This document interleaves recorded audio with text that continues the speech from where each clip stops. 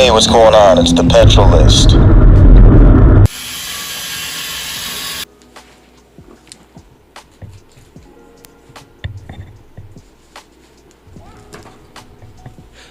Hey, what's going on? It's your boy Dalton from the Petrol List, and it's your Monday video, which of course means we're going to be talking about Formula One. Now, I know I'm a Mercedes fan, and I try to be unbiased, but I end up talking a lot about Mercedes and their client teams, Aston Martin, McLaren, and Williams. I think it's only right that I give a little more attention to some of the lesser known teams. Maybe they haven't had as much success, maybe they don't have as much of a budget cap to play with, and of course that team is Red Bull.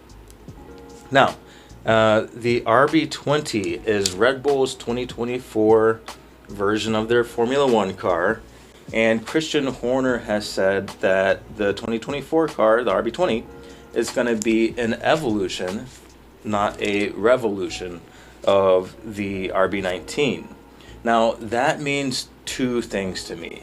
Either one, Christian Horner and team are keeping their cards really close to their chest, and in secret they are doing some massive upgrades. They're finding massive amounts of speed, and the 2024 season is going to be just a continuation of the 2022 and 2023 style dominance from the Red Bull team. Or it could mean that because the tolerances in the ground effect era cars have been so tight, perhaps Red Bull has already exploited nearly as much performance as they could from not just the RB19, but from the regulations in general, and there's not that much more to go. Maybe there's not going to be that much more top end speed. Maybe there's not going to be that much more downforce to drag ratio to unlock, and that other teams like Ferrari, Mercedes, and their counterparts are going to be catching up. So instead of everyone reaching where Red Bull used to be, and Red Bull reaching for even more dominance up here, maybe Red Bull is here with the RB19, RB20, and everyone is going to catch up, and that upper limit is based on the rules and not necessarily engineering. Because let's not forget, Mercedes did make some really egregious mistakes in 2023 and 2022, and that limited not only theirs but all of their client teams' performance as well. And so an example of how low the tolerances are, previous ride heights that folks were talking about for the rear, for example, prior to the ground effects era, was 120 millimeters to 140 millimeters in the rear. That's how high it was. Right now in the ground effects era, we're talking around 60 millimeters in the rear to be effective. Now, if you mastered that like Red Bull did, and a couple of things that were really great about the Red Bull car is they had a very efficient downforce versus drag ratio. The car was extremely gentle on tires compared to the rest of the pack or the rest of the grid. And while they didn't always get pole, they almost always got wins. So pole and race wins they're two different things. Race trim, race pace, we've always, we've heard that these things have to stay on track and at speed and under load for an incredibly long amount of time. So your tires and your drag, those really, really come into play. And has Red Bull hit the peak? I don't know. Like I said, I've done tons of research. I can't find a lot in terms of specific details of what Red Bull is doing to the RB20. And also some of the comments from Christian Horner. I think Christian Horner also said that he does not expect a repeat of the 2023 season, and he said in his lifetime. Now, Formula One racing directors, they do tend to keep very mum, but the little bit that they tend to speak tends to be fairly honest. And if they say that they're going to have a dominant car, the car is going to be dominant. If they think that the car is going to be competitive, it's going to be competitive. And if it's not going to be competitive, famously I talked about last week how Gunther Steiner said that he can't turn a shit car into a good car. So they don't say a lot about their cars, but when they do say something, you can trust that it's kind of trending toward reality. So I am thinking that the competition is going to be a lot closer next year. I'm just guessing, unless Mercedes really screws the pooch. I can't find that many details. If you can find them and you know where I should be looking for my RB20 upgrade details, let me know.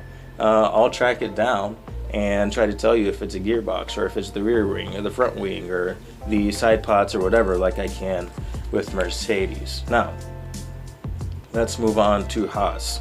I'm just going to say it right out.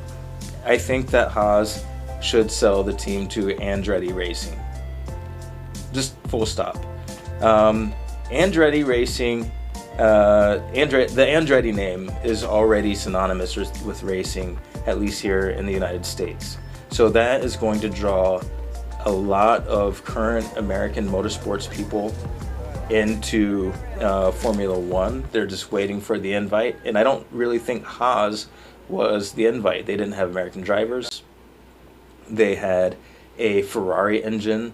Cadillac and Andretti Racing are saying that they're wanting to produce their own engine. And Haas, their base company is automation, like factories and stuff. Whereas Andretti Cadillac, it's automotive. It's just like Mercedes. It's just like Ferrari. They're actually an automotive manufacturer. This is the 2022 Cadillac CT5V Blackwing, and it's basically insane. And I think that is a very exciting prospect for an American racing team. Now, Cadillac, their parent company, of course, is General Motors, and they have a very long and successful racing history. They're part of IMSA. They were part of DPI, which is the Daytona Prototype International, which turned into Le Mans Prototype LMP. They're racing right now with their V Series R LMDH, which is an amazing endurance vehicle.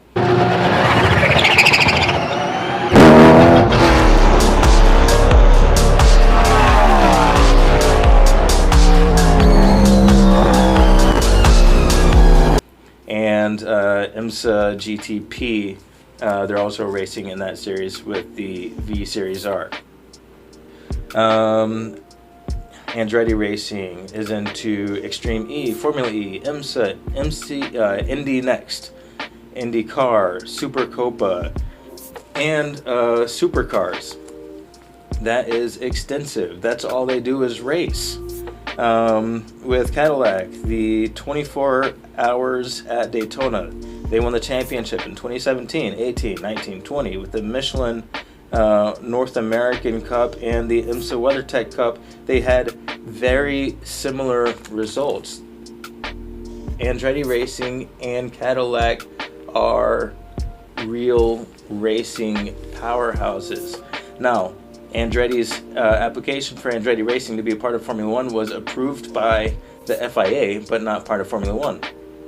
One of the things that Formula One was trying to get out of Andretti, or trying to maybe hold against Andretti, is that yes, while they might have the backing, are they going to have commercial viability? Are they going to bring money to the Formula One pot? And that was the argument that Formula One has had against letting them in.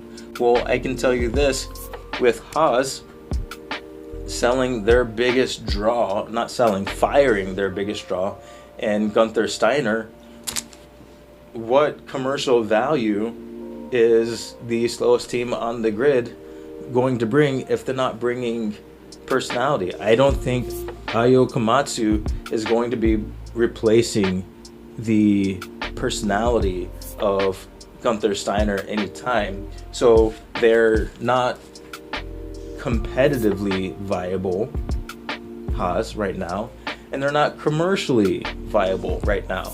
So I think it would be slightly hypocritical to keep Haas and to tell Andretti to go packing, given the extensive racing history that they have. And I think Cadillac in Formula One, it would really wake up the North American audience into Formula One, even more so than right now. And you'd have another actual manufacturer in. Because let's not forget, McLaren and Aston Martin, they're powered by Mercedes, as is Williams, and Haas is powered by Ferrari. So that is Ferrari, Haas, Mercedes, Aston Martin, McLaren, and Williams. That is 6 of the cars on the grid, powered by 2 manufacturers. And then you have AlphaTauri and Red Bull. And then you've got what, Alpine? So yeah, I think that varying it up would definitely help, and that's the reason why I think that Haas should sell to Andretti. I don't even really think that Gene Haas is that interested in his team. And the last thing I'm going to cover today is just a touch of electric cars. So Hertz rental car, one of the biggest rental car manufacturers out there, they're selling 20,000 electric vehicles. That is flooding the market with cheap electric vehicles. So if you were wondering if you should buy a gas car in the near future, I think that you follow what the big companies are doing. If Ford is ramping down on electric cars, if Hertz is selling off electric cars, and they're actually going to use some of the proceeds to buy gas cars, like, you know, big companies, they virtue signal and all that kind of stuff. They follow the trend lines, but what they follow even more is the bottom line. And when they start to hurt so much that the virtue signaling starts to hurt their bottom line, they switch. So watch for that. Watch to see what the big companies are doing. Actions speak louder than words. And if they're stocking up on gas cars, I'm going to say so should you. That wasn't advice. That was an opinion, okay? I'm not telling you what to buy. All right. I think that's it for the Monday video. Thanks for tuning in, and I will see you next week. I'm out.